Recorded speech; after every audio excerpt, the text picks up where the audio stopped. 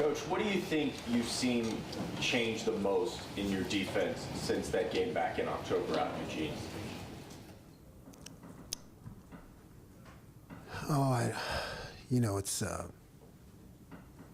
It's been a pretty good season. I mean, that game,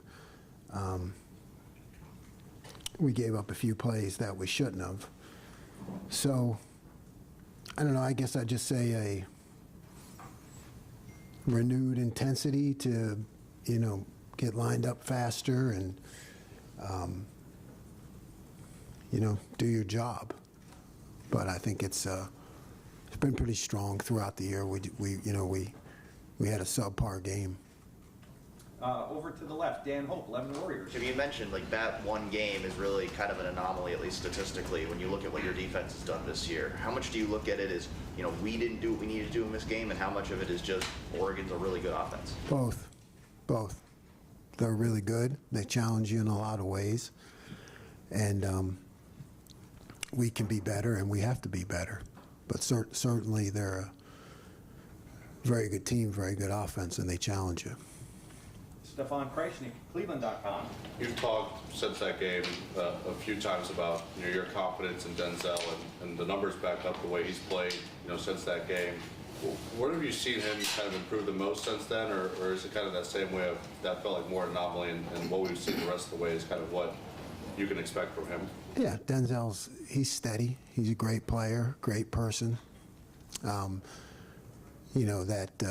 job that he does, and he'll be doing it for many years. It's you're on an island, and there are times where you don't make the play. So, but I feel like his resolve has been the same, and our trust in him has always been the same. So, we all learn how to handle ourselves in times of adversity, and he's a guy that's always going to bounce back. Pat Murphy, 24/7 Sports. You were talking about Oregon's offense in that game, but as you've watched them since then, do you see differences? Do you see things that maybe you didn't see in that first game that will be maybe more relevant for this one? Yeah, you're always going to see things. You can see how they attacked us and how they attacked other teams for the remainder of the season. So yeah, you're always going to pick up things. That's the job of a coach. But they've been pretty steady. They've been really good the entire year. Tony Gergman, Buckeye Huddle. Jim, is there any downside or just, you've already played Oregon, and for a defensive coordinator, is there any part of that is a burden in already having played this team and they've seen what you've done? Or is it all beneficial to have already played them? It's all beneficial, and it's all a burden. You know what I mean? It's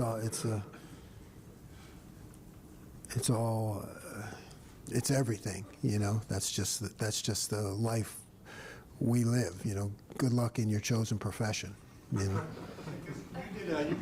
played with Kansas or Baylor twice in 2021. What did you learn from that? That applies to anything here.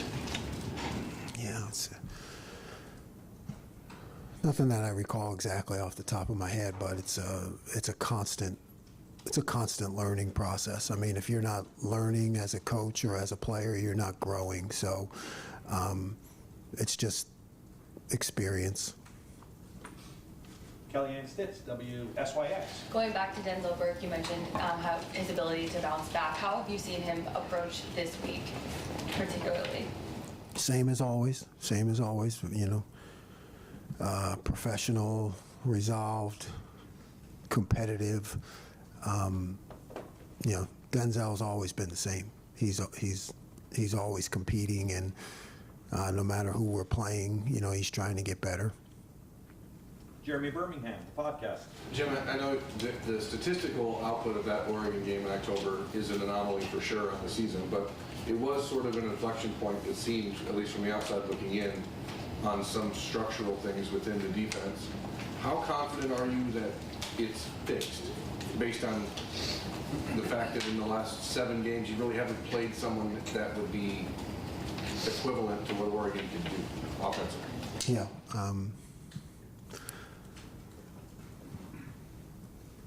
I'm always confident that it's fixed, you know.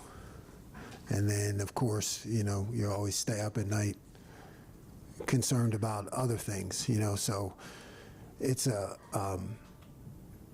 process. Obviously, we have to go out there and do it. You know, it's every game day is a test.